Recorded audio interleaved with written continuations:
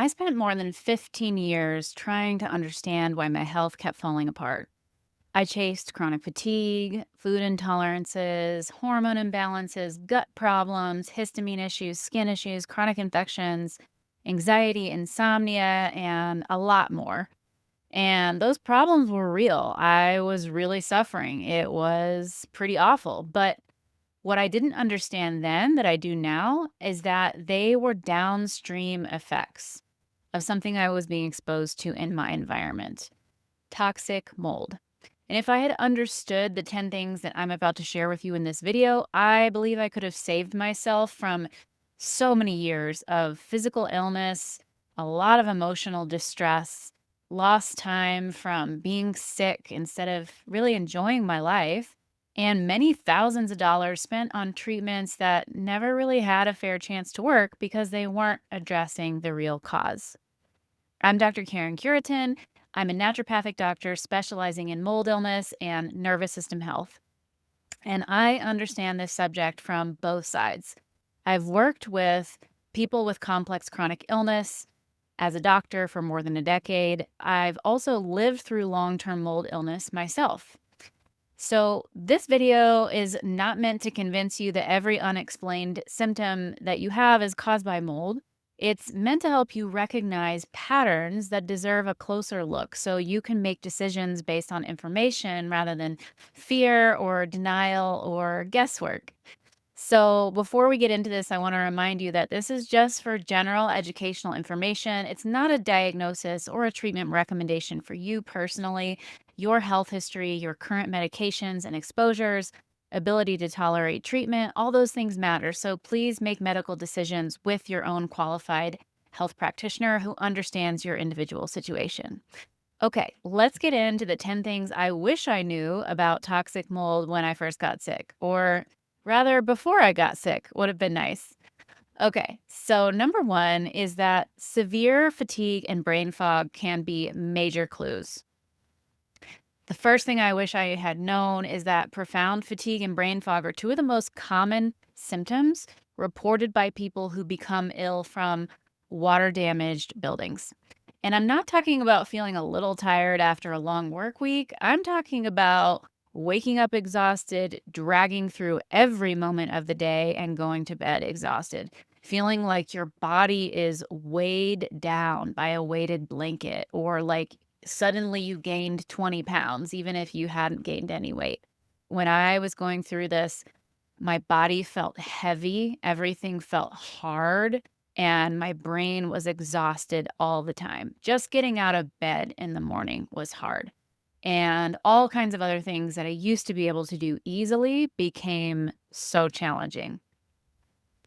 Also, losing the ability to think clearly, to organize your thoughts, to remember familiar words, follow a conversation, or remember what was said, or do mental work that used to come easily. All of those are also extremely common symptoms of mold illness. I remember when I first got sick, feeling like my brain was clogged up with cotton balls and feeling so spacey that at times I felt like disconnected from my body. It was the most bizarre feeling. I felt like other people around me must be able to sense that I'm so out of it. But oddly enough, people said they had no idea. I just felt really, really weird inside and in my brain. And a clue in retrospect is that that weird, super spacey dissociative feeling started when I moved into a really old apartment building. So did the extreme fatigue that left me sleeping 16 hours a day and dragging myself to classes. At the same time, I also started working in a lab that was in a really old university building and in the basement. And whenever I was in that lab, the brain fog would get so much worse. And so those were some clues in retrospect. But when I finally moved out of that apartment and stopped working in that lab, the brain fog went away. So, yeah, just some clues to always, when you're looking at your symptoms, go, did this kind of start or get a lot worse when I was moving into a new building or working in a new place. So these symptoms of fatigue, brain fog, and cognitive issues are not specific to mold, of course. Other medical conditions can cause them. And so, as doctors, of course, we need to be looking for all the potential causes. But the one that I see doctors miss the most is environmental toxicity. So, you might especially want to consider whether your fatigue and cognitive issues are related to mold toxicity when they began or worsened after moving into a new home, starting a new job, working in a new room, experiencing a roof, plumbing, or appliance leak, renovating, or there being a renovation of your home or workplace, even if nobody said, "Oh, we found a bunch of mold." Just think about it when there's a renovation. Spending more time in a basement, moving belongings out of musty storage, bringing them into your home, that kind of thing. Also, consider environmental toxicity if you are struggling with symptoms throughout your body and if they seem to be getting worse. And if your symptoms improve when you go to a different environment and worsen when you come back. So, if you go on vacation and you're away from your normal workplace and home and you feel dramatically better, well, of course, there are other things to consider with that. Maybe it's because you feel less stressed as well. But one of the things a lot of people don't give credit to is that it might also be because you're away from the environment that's making you sick. So, those are all things to think of as indicators that you might want to take a closer look at your environment. So, human research is strongest supporting the fact that mold causes respiratory effects, allergic effects, things like that. However, laboratory and animal research shows that a number of mycotoxins damage mitochondria, cause intense oxidative stress and inflammation, and alter brain and autonomic nervous system function. And so these are the mechanisms by which we think they can cause profound fatigue and brain fog. Number two, second thing I wish I had understood is that people have varying levels of susceptibility to toxic mold and other components in water damaged buildings because mold spores and mold toxins are not the only things that are in water damaged buildings that affect our bodies. And so the reasons that people react differently to water damaged buildings are many. But just because one or multiple people are, air quotes, okay living or working in that building does not prove the building is safe for everyone or that your health issues couldn't possibly be from the environment. This kept me pretty confused for a long time. As an example, you might be extremely ill while your spouse seems relatively okay. This is an extremely common story, and it was my story. This wasn't the first time I got really sick from toxic mold, but in one of my exposures, I got really ill from a toxic mold exposure in my now husband's apartment before we moved in together. And he had just had a flood in his basement from his washing machine and, of course, didn't do the appropriate things to remediate it. I didn't really know much about mold at that time. And so I just noticed that I started to get really, really ill every time I went over there. And it just got worse and worse. And it was horrendous. And I was barely functioning. And I eventually just said, I can't go to your place anymore. Like, it's that bad.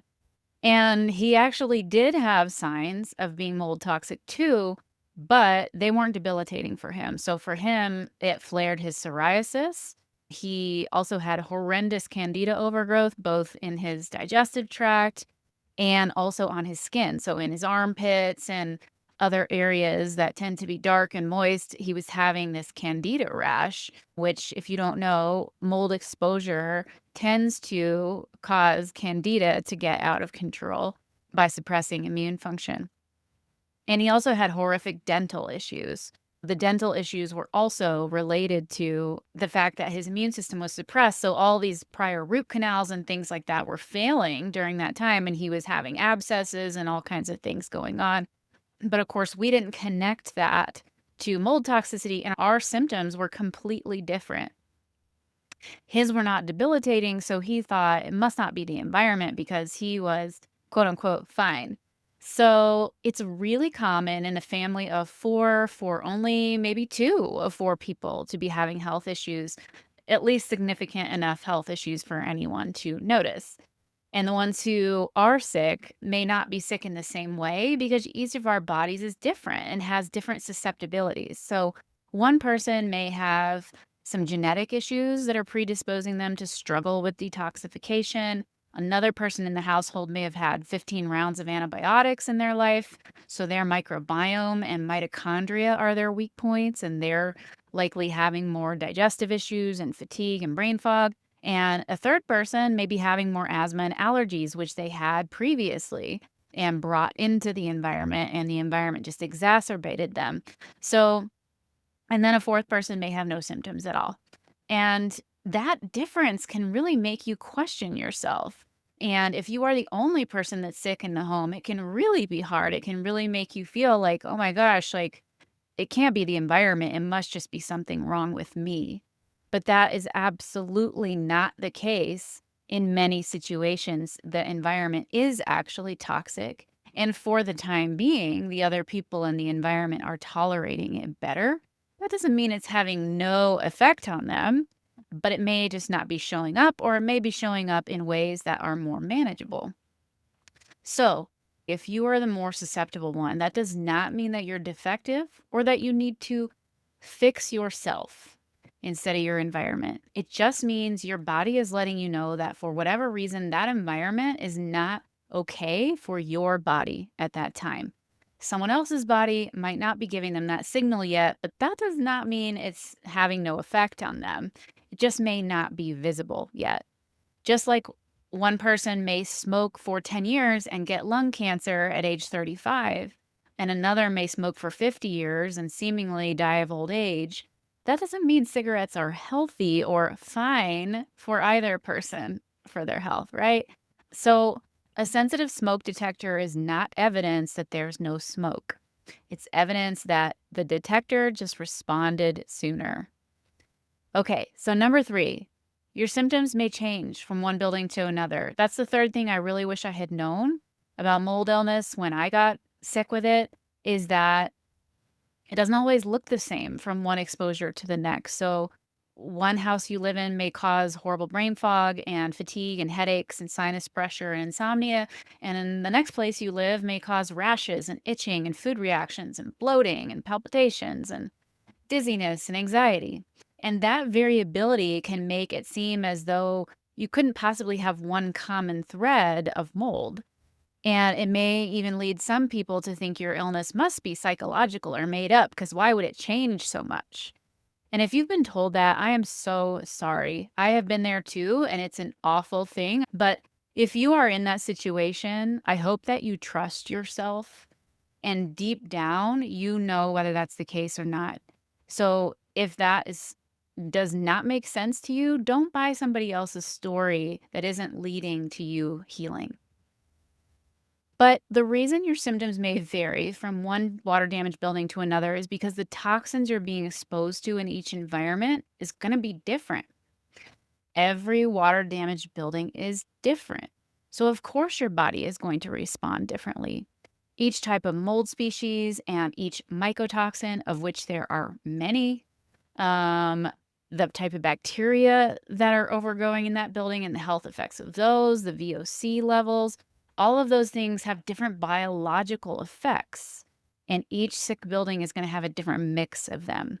So, if you haven't seen my video titled Mold Toxicity, the Hidden Driver of Many Chronic Illnesses, I'll link to it at the end of this video. And in it, I explain why each water damage building exposure can be so different, and therefore why it can make you ill in a lot of different ways. This is the reason why mold illness can look like so many different types of chronic illnesses, and why people tend to therefore write it off or not look there or don't realize, oh, this could be associated with mold toxicity. This happened to me. My illness morphed and changed over the years as I moved from one toxic apartment to another, and changed from one moldy school building or office building to another. And at the time, it just felt like my illness was changing randomly. And now the pattern is pretty easy to see now that I know about toxic mold. Number 4, mold does not have to be black, visible, or strong smelling. Yeah, a serious mold problem in a building is usually hidden. A home can look perfectly clean. It can even be brand new and still be extremely mold toxic. It can smell normal. And the absence of a smell or the absence of being able to see mold is not proof that there is no mold problem or that there's no moisture damage. Mycotoxins actually don't have a smell, and they are so tiny that they pass right through building materials. So if there is a mold problem behind the wall that you cannot see, oh, well, it can still make you very sick. Even if the spores are not getting into your breathing space in super high quantities, the toxins can. So you may not see a dramatic black patch growing up a wall. And just so you know, color alone does not tell you whether the species is toxic. There are molds of other colors besides black that are still producing toxins that are very damaging to health. So mold can grow behind drywall, under flooring, beneath carpet or carpet padding is a super common area to have mold, around windows, inside the wall cavity where you can't see, behind cabinets, under sinks, in attics and crawl spaces where you probably don't go because who wants to go there? They can grow under and behind washing machines and dishwashers when they have a leak, refrigerators. If you have an ice machine that's hooked up to water, that can leak back there, and often you won't know. And inside parts of an HVAC system. So the coil inside of your air conditioning unit is a very common place where mold likes to grow because it is continuously moist while you're running the air conditioner. So this is why a history of leaks, condensation, flooding, roof damage, plumbing problems, chronically high humidity in your home, or any kind of water intrusion matters so much. So even if you can't see or smell a problem, really take into account the history of any of those things as a strong indication that you should look in this direction and do some testing and find out, is your building a sick building? And is it making you sick? But sometimes you can't get that history on a building. Sometimes you're a renter and the owner hasn't owned it forever, or sometimes you bought a house and the last owner only owned it for 3 years, but the house is actually 50 years old, you know? And so sometimes you can't get that history. And that's why number 5, which I'm about to go into, is so important, which is testing. And remember that sometimes even brand new buildings have toxic mold because they're not protected from moisture damage during the build. And we are using building materials in most modern buildings that are extremely susceptible to mold growth, that provide food for mold. So all mold then needs is oxygen and water. And those are abundantly available during the course of a build. And so sometimes mold gets closed in to the walls behind the drywall, and we never see it, but it's affecting our health from day one. All right, number 5 is test, don't guess. I feel very strongly about this because I know many people who have written off toxic mold because they just never did the testing. They found reasons to say, oh, I don't think it could be that, I don't really want to go there. But if you don't test, you don't really know. And I also want to say that testing is not always simple. So I just want to give that caveat that no single environmental test can prove that a building caused your illness. But if you find that the building is overgrowing lots of mold and bacteria and is producing toxins, well, you can say, well, yeah, that's probably not good for my health and I better do something about it, right? Because we do have abundant studies on what these toxins do. And we know that some of them have been made into very powerful drugs. And those drugs have effects that you may not want on your body 24/7 for the rest of your life. That can be quite damaging. Number 2, we know that a lot of mycotoxins have actually been investigated as biowarfare agents because they can have really detrimental effects on the body. So, test, don't guess. In combination, when you use a couple of methods of home or body testing, or ideally a combination of both, then we're sure we're not going to miss the problem. So testing costs money. A good inspection can be inconvenient and expensive. And the results may force you to face decisions you really don't want to make. And I understand every part of that resistance because I've been through it. But avoiding the question can become far more expensive, I promise you. You may spend years trying to treat your chronic symptoms in a bunch of ways that just can't ultimately work because they're not addressing the actual cause. And when you do that and the exposure continues, unfortunately, the illness usually gets worse over time because, like all toxic exposures, the effects on the body are cumulative. And the longer or bigger the exposure, usually the worse the impact. That was my experience. And I kept working on the branches, the symptoms, while the root remained untouched. So I ended up with a lot more symptoms and illnesses before I finally got around to treating the cause. And so, number six, treatment cannot fully compensate for ongoing exposure. I proved this point. I proved it for a very long time because I tried all kinds of different approaches to treating the symptoms for 15 years before I finally addressed the core issue. And some of those things helped me to function. Some of them may have reduced the negative impact of the environmental exposure a little bit. But in the end, as I said, everything over time ultimately got worse and worse because I wasn't getting to the root of it. That doesn't mean that nothing is going to help you while you're still being exposed. There's plenty you can do to help your body when you're in exposure, to help it function better, to help prevent damage, to help the damage heal faster as it's occurring, all those kinds of things. But that's not the same as really getting well, right? Because I know that you don't want to be on more and more supplements just to manage your symptoms. That's not the definition of well, right? So you may need medical support, symptom relief, air filtration, nervous system care, nutritional support, or other stabilizing measures before you can make a major environmental change. And that's okay. But just know that there's a limit to what treatment can accomplish when the body keeps receiving that stressful input.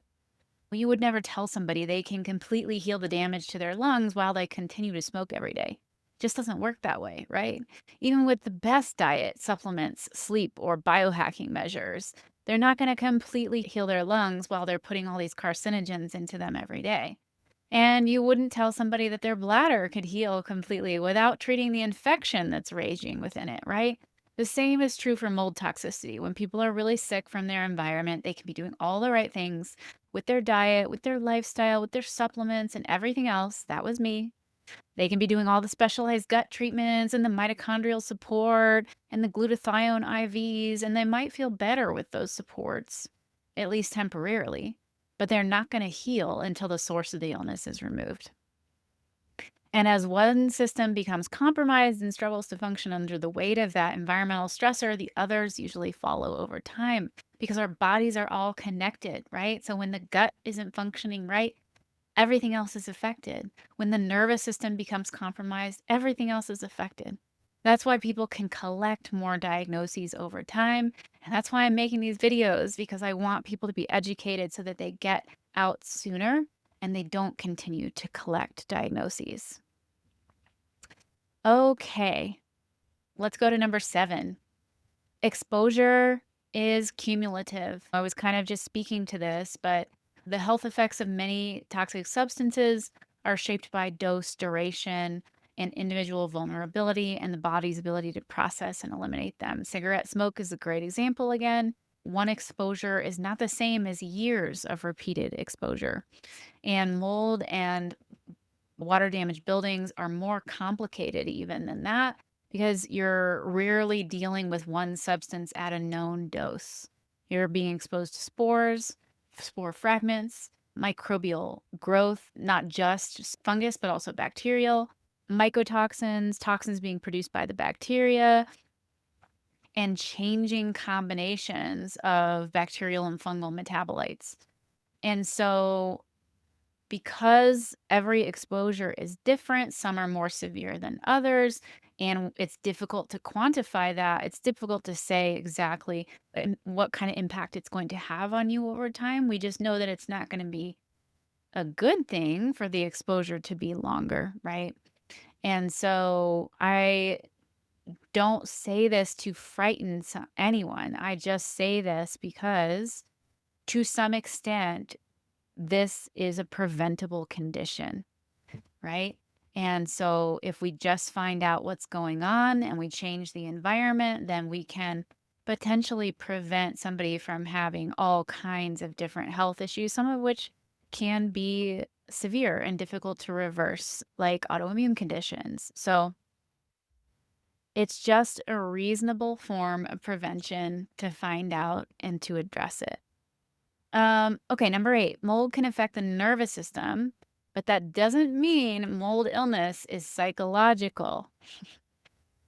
Mold illness is a very physical illness, but as part of that physical illness, the nervous system can get really dysregulated. And for me, I came into mold toxicity with some nervous system dysregulation, not profound, but it was there. I had some patterns of really pushing myself too hard, people pleasing. I had social anxiety and performance anxiety, and those things would ramp up my nervous system sometimes. But once I got really sick from mold, that nervous system dysregulation got dramatically worse and eventually became all the time. Now I know there's a very physiological reason for that. Animal and laboratory studies suggest that some mycotoxins can contribute to oxidative stress, mitochondrial dysfunction, neuroinflammation, and damage to cells in the brain and in the nervous system. So, anxiety, depression, insomnia, sensory sensitivities of all kinds, feelings of dissociation, poor memory, and exaggerated stress responses can all be instigated by the real physiological stress of exposure to these mycotoxins, endotoxins, VOCs, and other things that are in water damaged buildings. And if that exposure goes on long enough and the brain and nervous system are dysregulated for long enough, those can all become new brain habits that keep going to some extent, even once the exposure stops. But on top of that, chronic illness can be profoundly stressful. Trying to figure out how to pay the bills, to feed yourself, to take care of a family or friendships while you're struggling to even take a shower is beyond challenging and frankly very scary. And once you get a diagnosis that mold is the problem, that comes with its own intense stressors. You lose a sense of safety in your home, so you feel like you can never really relax there. You may feel dismissed by doctors, by family members. You may have intense family conflict over what to do about this. You may face expensive housing and medical decisions, all while being exhausted and cognitively impaired. You may be struggling to tolerate eating and supplements and smells and places you want to go. And that experience can keep your autonomic nervous system in a state of persistent threat. So I wish I had known early on that regulating my nervous system as much as possible would not only help my body function better and protect me as much as possible from the toxic exposure while I was in it, but also that it would be necessary for me to heal completely from mold toxicity. Some people think that if the nervous system helps in their healing, it must be that their nervous system was always the problem and the environment was never the issue in the first place. That isn't my experience. What I've learned from my experience and tons of patients and nervous system clients is that nervous system dysregulation can make someone more prone to the effects of toxins and infections that come along with water damaged buildings. But mold toxicity alone can trigger intense limbic system dysfunction, nervous system dysregulation. So you can have somebody who says, I don't know what happened, but I moved into this house and I suddenly became this extremely anxious person out of nowhere. And I started having panic attacks and insomnia. And then I became really depressed. And I don't know who this is. This isn't me. I've never felt this way before. So the environment alone can do that. And once the dysregulation begins, it can be hard to fully recover from chronic illness without addressing the nervous system directly. And that's even once somebody's out of the toxic environment. And that's because the brain forms habits out of whatever it's been doing day in and day out. So if your brain has been doing anxiety, depression, constant rumination, insomnia for years, it doesn't really matter what the cause is. The brain may now be in a habit of producing that. And so that's why we have to address the nervous system directly, often to help pull somebody out of chronic illness, regardless of what started the dysregulation in the first place. And when it comes to mold illness, often the trauma of being chronically ill and the trauma of mold illness and going through all that that entails, often that trauma needs to be rewired for that dysregulation to fully shift. And so that's why I do this nervous system work with anyone suffering from chronic illness or mold illness as part of their healing. Brain retraining does not replace getting to a mold safe environment or medical care, but it's an incredibly important piece of full recovery for many people. The physical burden needs to be reduced, but many people also need help teaching their brain and body that they're no longer trapped in the danger once they are actually to that safe environment. Number 9, getting out of the exposure is critical, but it may not be the entire recovery plan. I wish I knew that leaving a mold contaminated environment, that would be a major turning point in my recovery, but it wouldn't be an instant full recovery. Some people do improve really rapidly and don't require a whole bunch of other intervention to get well, but other people remain ill because the exposure has affected multiple systems, done some damage, or because they developed some new problems through the course of that. So these may include persistent inflammatory responses, sinus or fungal colonization in the gut is also something that usually needs treatment in my experience. Otherwise, the person will remain sick if they have that. Gut dysbiosis, nutrients can be depleted over an extended period of time in a toxic environment. Hormones can get disrupted. Mitochondria can get damaged. Mast cell activation can develop. Chronic infections and nervous system sensitization, as I was just talking about, and trauma from the illness itself. Sometimes people really need help resolving those things. And that's why a generic binder protocol or a generic brain retraining program doesn't work for everyone, because sometimes there are a variety of things that need support to get the body back to optimal functioning. And the order and how you do this matters. The dose matters.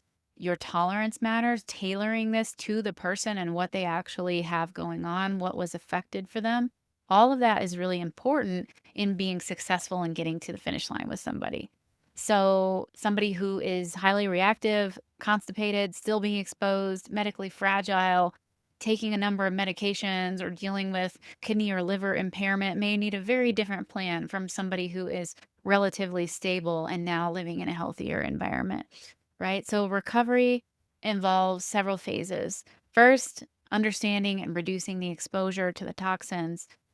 Starting nervous system work immediately, I think, is foundational because the nervous system controls functioning of every other system of the body, and nothing that you need to detox, repair, and for immune balance really works optimally if your nervous system's in a constant state of alarm.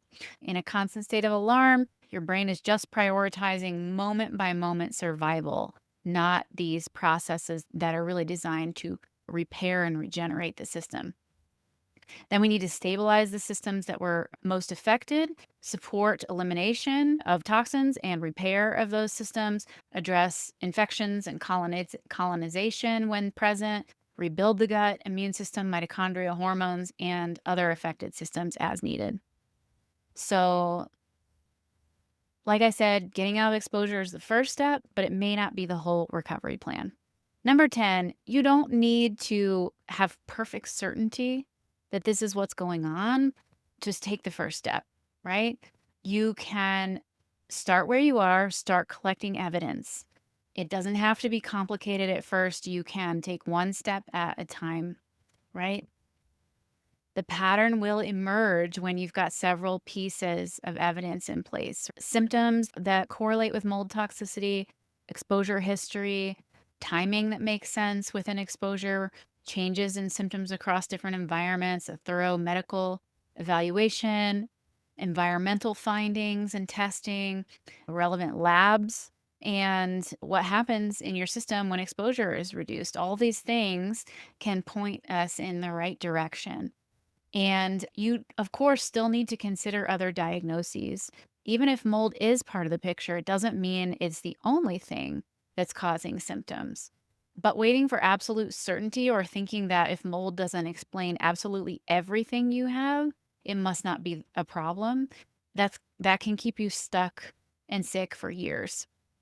It did for me. So you can investigate without declaring that mold is the problem, right? You can gather information without making any rushed decisions and take your symptoms seriously without allowing fear to run the process. And at least now you know a little bit more about mold that I didn't know when I first got sick from it, and you can start considering it. So when I look back at those 15 years that I was chronically ill, the hardest part is knowing how much effort I was already making. I was trying hard to heal. I was researching a lot. I was changing my diet, treating my symptoms, taking supplements, constantly looking for answers. Hell, I even went to medical school to figure it out. The missing piece had nothing to do with my effort. It was that I just had no idea that my environment could be making me sick and could be recreating the very problems I was trying so hard to solve by other means. An earlier recognition wouldn't have made every decision along the way easy, but it would have given me an accurate map to recovery. So that's what I hope this video has given to you. If you want a clearer sense of whether mold may be a part of your health picture, take my mold illness questionnaire. It will help you look at your symptoms and your exposure history and give you a ranking as to how likely it is that mold is contributing to your health issues and whether you should look deeper into that. The link for this is going to be in the description box below, so it's easy to find. And if one of these 10 points that I made today describes something you have experienced yourself, leave a comment. Tell me which one, or tell me something that should have been in my top 10 list that I missed. Your response may help somebody else recognize the pattern that he or she has been struggling to explain. All right. Thank you so much for watching. If this video was helpful to you, please like, subscribe, share it with other people who may benefit from it, and I will see you in the next video.